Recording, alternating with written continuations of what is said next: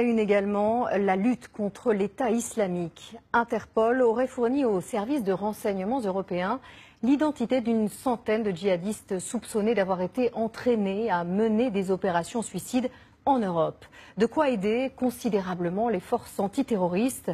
Nous avons suivi le quotidien de l'une d'elles, en Tunisie, pays frappé par des attentats en 2015.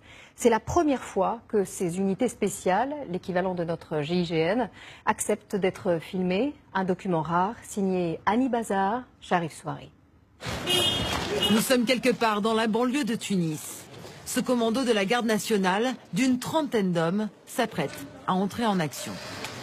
Sa cible, des personnes soupçonnées de terrorisme. Un homme est interpellé. D'après les forces spéciales, c'est un rabatteur au service des islamistes radicaux. On cherche des armes ou toute autre chose, mais également des individus suspects qu'ils pourraient cacher. Il est 22 h, l'opération se poursuit. Le commando s'enfonce dans les ruelles du quartier où plus de 500 hommes sont fichés pour radicalisme.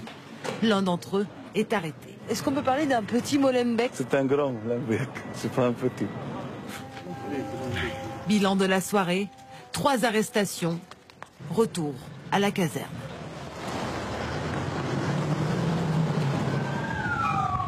Nous voilà à présent dans le centre d'entraînement des forces spéciales qui nous accueille exceptionnellement.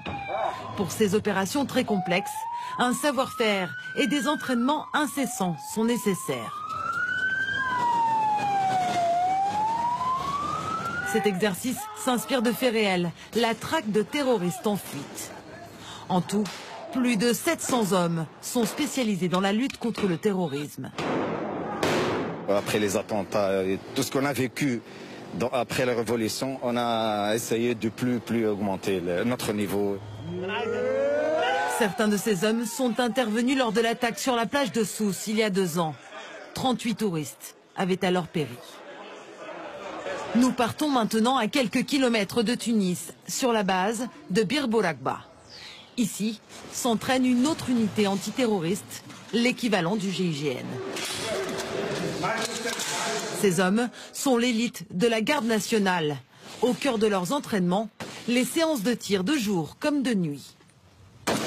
Les tireurs d'élite, c'est à leur mission de couvrir la progression des collègues. Ils doivent avoir d'abord beaucoup de patience parce qu'ils doivent rester des heures et doivent résister donc à des conditions très difficiles. Depuis 2011, ces hommes ont participé à 265 interventions antiterroristes. Cette vidéo jamais diffusée montre une opération en 2015 dans les montagnes de Gafsa, au centre du pays. C'est des terroristes qui cherchent de la nourriture. On les a suivis et on a fait donc cette embuscade. Ce jour-là, 5 islamistes radicaux, dont le chef de la cellule, ont été tués. La lutte contre le terrorisme fait partie du quotidien des Tunisiens. Les contrôles routiers tels que celui-ci s'organisent partout, de manière aléatoire. Ils vérifient pratiquement toutes les voitures. Et vous savez ce qu'ils cherchent? Oui, ils cherchent les terroristes. Cette unité est spécialisée dans la surveillance de l'autoroute. Chaque jour, elle saisit des marchandises de contrebande qui parfois financent le terrorisme. Celle-là, c'est une voiture tunisienne, elle est pleine de cigarettes tunisiennes. Il n'a pas le droit de circuler. Ils font du commerce hors la loi. Et le contrebande, c'est toujours... il va en parallèle avec le terrorisme, quoi.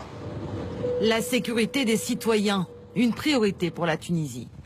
Les moyens mobilisés par les ministères de l'Intérieur et de la Défense ont été renforcés. Sur les 5 dernières années, la Tunisie a multiplié par 2 son budget et fort heureusement aujourd'hui les résultats sur le terrain sont là et nous voyons un retour de la sécurité en Tunisie depuis les attaques de 2015. Selon les autorités, 2900 djihadistes tunisiens sont répertoriés. Certains sont en prison, d'autres sont morts et 1000 d'entre eux ne sont pas localisés. Mission de toutes les forces antiterroristes du pays, les appréhender.